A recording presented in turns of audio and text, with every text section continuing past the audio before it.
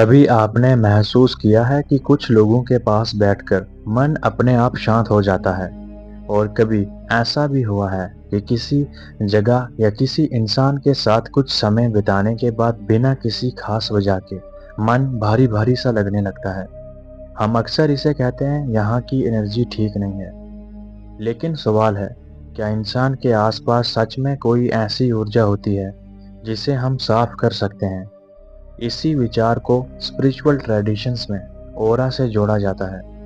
आज हम बात करेंगे ओरा क्लीनिंग की, लेकिन बिना किसी अंधविश्वास के, क्योंकि इस विषय में स्पिरिचुअल बिलीफ्स भी हैं और साइकोलॉजी का एक अलग पर्सपेक्टिव भी।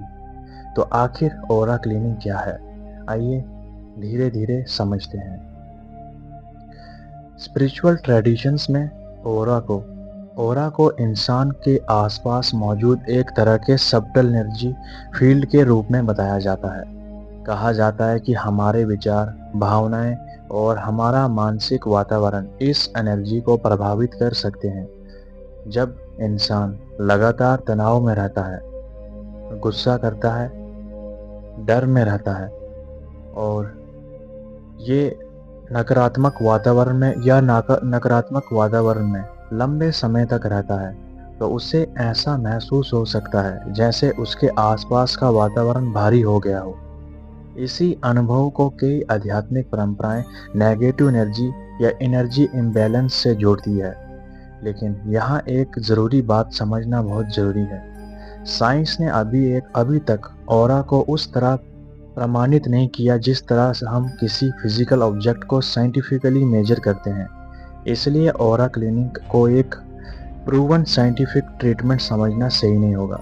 लेकिन इसका मतलब ये भी नहीं कि खुद को मेंटली और इमोशनली क्लीन करने की प्रैक्टिस बेकार है, क्योंकि मेडिटेशन, डीप ब्रीथिंग, प्रेयर, शांत वातावरण में समय बिताना और अपने थॉट्स को ऑब्जर्व करना, इन चीज़ों का असर हमारे मन और स्ट्रेस पर पड़ सकता है।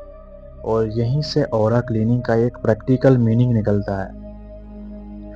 अब सोचिए, अगर आपका पूरा दिन तनाव में बीता हो, किसी से बहस हुई हो, काम का प्रेशर हो, दिमाग में लगातार हजारों थॉट्स चल रहे हों और आप रात को सीधे सोने चले जाएं, तो क्या आपका मन तुरंत आपका मन तुरंत शांत हो जाएगा? शायद नहीं।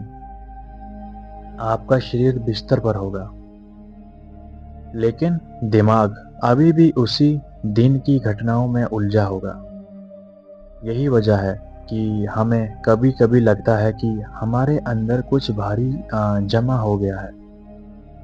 ऑरा क्लीनिंग की स्पिरिचुअल प्रैक्टिसेस को आप इसी तरह समझ सकते हैं। अपने मन को थोड़ी देर के लिए रुकने का मौका देना। अब सवाल आता है, अगर कोई व्यक्ति ऑरा क्लीनिंग करना चाहता है, तो वह क्या कर सकता है? सबसे आसान तरीका है कुछ मिनट शांत बैठना, यानी मौन रहना। आंखें बंद करें, अपनी सांस पर ध्यान दें। सांस को बदलने की जरूरत नहीं है, बस उसे महसूस करें। सांस अंदर जा रही है और बाहर आ रही है। धीरे धीरे आपका ध्यान बाहरी चीजों से हटकर अपने अंदर आने लगता है। कुछ लोगों के लिए यही छोटी सी प्रैक्टिस बहुत ग्राउंडिंग महसूस हो सकती है। अगर आप ट्राई करेंगे, आपको भी थोड़ा शांति फील होगी। अब दूसरा तरीका है प्रार्थना या ध्यान। ये जरूरी नहीं है कि आप किसी विशेष तरीके से प्रार्थना करें। आप अपने विश्वास के अनुसार भगवान का नाम ले सकते हैं, मंत्र का जाप कर सकते हैं या कुछ मिनट सिर्फ शांत बैठ सकते हैं। आध्यात्मिक दृष्टि से इसे अपने अंदर की अशांति को शांत करने का माध्यम माना जाता है। और प्रैक्टिस लेवल पर ये आपके ध्यान को बार बार नकारात्मक विचारों से हटाकर एक शांत एक्टिविटी की ओर ले जा सकता है। दूसरा तरीका है दूसरा तरीका है अपना वातावरण बदलना। कभी कभी हम सोचते हैं कि समस्या हमारे अंदर है, जबकि हमारा एनवायरनमेंट भी हमारे मूड को प्रभावित कर रहा होता है।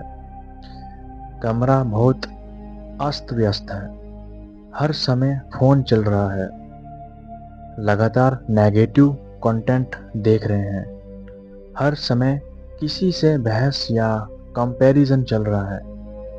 दिमाग को दिमाग को आराम कब मिलेगा? इसलिए कभी अपना कमरा व्यवस्थित करना, थोड़ी देर बाहर खुली हवा में जाना, पेड़ों के बीच समय बिताना या कुछ समय फोन से दूर रहना, ये छोटी चीजें भी मन को हल्का महसूस करा सकती हैं। और एक बहुत महत्वपूर्ण बात, हर नकारात्मक भावना को नेगेटिव एनर्जी मत समझिए। कभी कभी हम उदास होते हैं, कभी परेशान होते हैं और कभी गुस्सा आता है, कभी किसी बात का डर होता है, या ये सब इंसानी इमोशंस हैं। इनसे भागना ज़रूरी नहीं है, उन्हें समझना ज़रूरी है। इनसे डरना उतना ज़रूरी नहीं है जितना इन सबको समझना ज़रूरी है।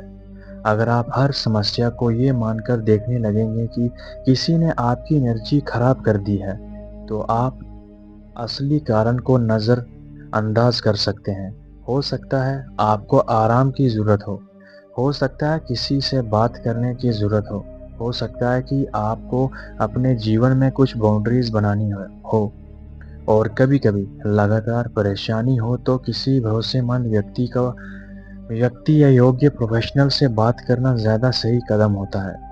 ऑरा क्लीनिंग का सबसे खूबसूरत हिस्सा शायद यही है कि इसे केवल किसी मिस्टीरियस रिचुअल की तरह देखने के बजाय सेल्फ अवेयरनेस की प्रैक्टिस की तरह देखा जा सकता है। दिन खत्म होने से पहले खुद से पूछिए, आज मुझे सबसे ज़्यादा किस चीज़ ने परेशान किया, किस बात ने मुझे खुश किया, और मैंने किस बात को ज़रूरत से ज़्यादा अपने मन में पकड़ कर रखा हुआ है। और कल मैं अपने मन को थोड़ा बेहतर रखने के लिए क्या कर सकता हूँ? ये सवाल साधारण है, लेकिन कई बार इन्हीं सवालों से भीतर की सफाई शुरू होती है। स्पिरिचुअलिटी हमें बार बार एक बात की ओर ले जाती है, वो है बाहर की दुनिया को बदलने से पहले अपने अंदर देखो।